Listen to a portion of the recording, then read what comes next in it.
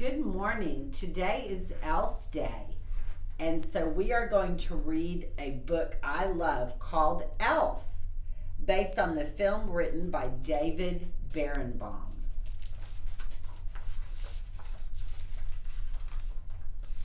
This is the story of how Buddy the Elf saved Christmas. It's a story that begins many years ago. One Christmas Eve, Santa Claus slid down the chimney of an orphanage with his sack full of toys. While he was eating some cookies the children had left out for him, a little baby crawled into his sack. On Christmas morning, Santa and his elves were celebrating another successful year of gift giving when they heard a strange noise coming from the toy sack. It was a baby! One of the older elves adopted the baby and named him Buddy.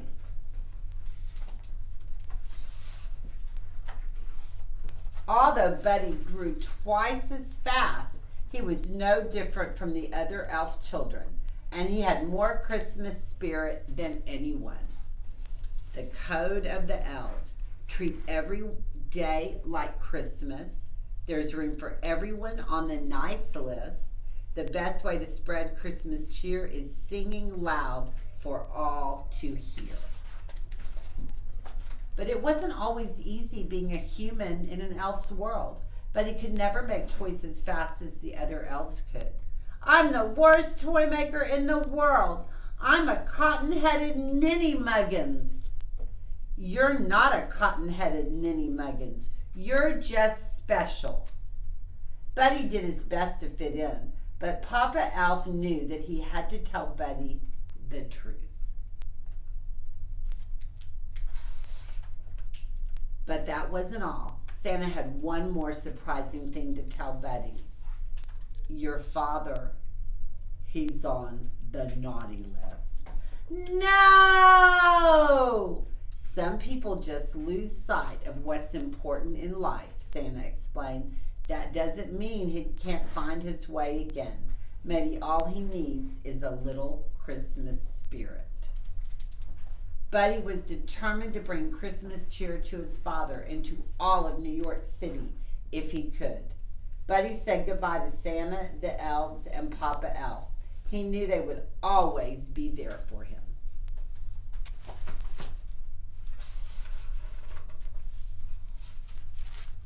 Bye, Buddy. Hope you find your dad. Buddy traveled through the 7 levels of the candy cane forest, past the sea of swirly, twirly gumdrops, and then he walked through the Lincoln Tunnel. Buddy quickly learned that New York City truly was a magical place. He made new friends, got his shoes shined, ran circles through a revolving door, and played hopscotch on the crosswalk. Finally, Buddy went to see his father, who worked in an office in the Empire State Building. But Buddy's dad didn't want to see him. He didn't believe that Buddy was his son or an elf, and he ordered him to leave. Buddy was beginning to understand why Walter was on the naughty list. Buddy left feeling discouraged, but then he saw something that made him smile. A big store all decked out for Christmas. Inside, a girl named Jovi was decorating a Christmas tree. Buddy was glad to meet another human who shared his appreciation for elf culture. Jovi told him that Santa would be visiting the store the next day. Buddy was so excited to see Santa again. Buddy stayed up all night decorating the store in preparation for Santa's arrival. But when Santa arrived the next morning, Buddy realized that he was an imposter. You smell like beef and cheese. You're not the real Santa. You sit on a throne of lies.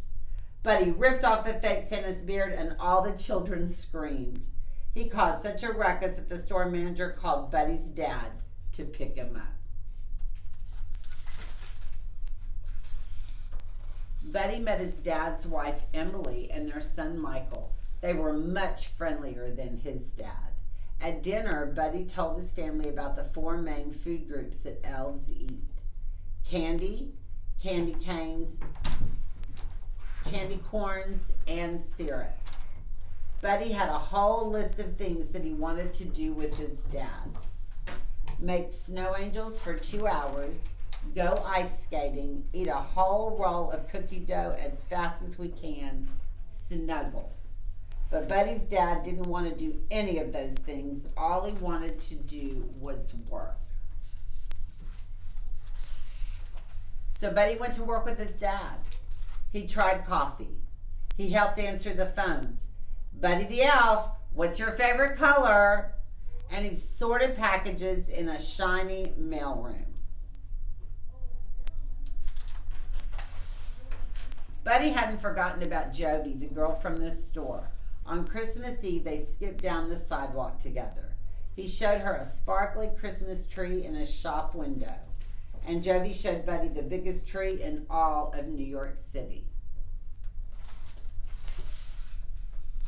Buddy was so excited that he interrupted a big meeting at his dad's office to tell him all about Jovi. I'm in love, and I don't care who knows it. But Buddy's dad didn't want to be interrupted. Get out! Buddy was so upset that he decided to run away. He left a note behind. I'm sorry I ruined your lives and crammed 11 cookies into the VCR. I don't belong here. I don't belong anywhere. I'll never forget you. Love, Buddy. When Michael told his dad that Buddy was missing, Walter felt sorry for yelling at him. He knew what he had to do. Walter's boss didn't want him to leave the meeting, but Walter said that nothing was more important than finding his son.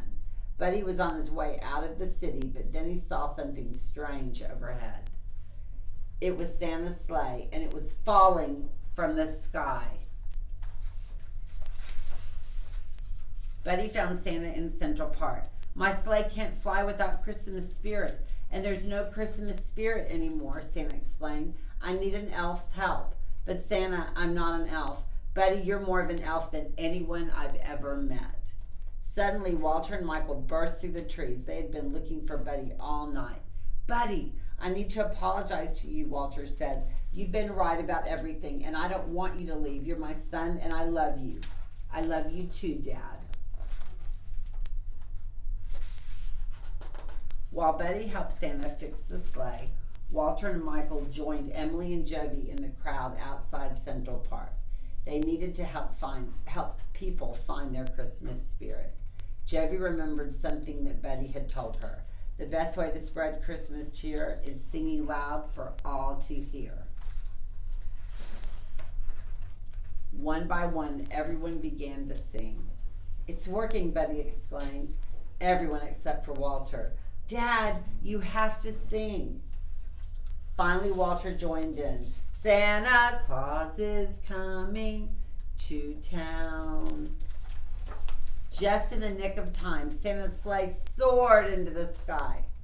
There was so much Christmas spirit in the air that the sleigh flew all the way to the top of the Empire State Building. The next day was Christmas. It was the best Christmas ever because Buddy got to spend it with his whole family, doing all of his favorite things, singing, giving gifts, and snuggling. And that's the story of how, with a little help, Buddy the Elf managed to save Christmas, and his spirit saved a lot of other people too. The end. We hope you enjoyed that book today. Tomorrow we will be having Jingle with Jeans Day. So we want you to wear jingle bells, Christmas shirts, and jeans, and we're going to have our Christmas sing-along tomorrow. Have a great, great day.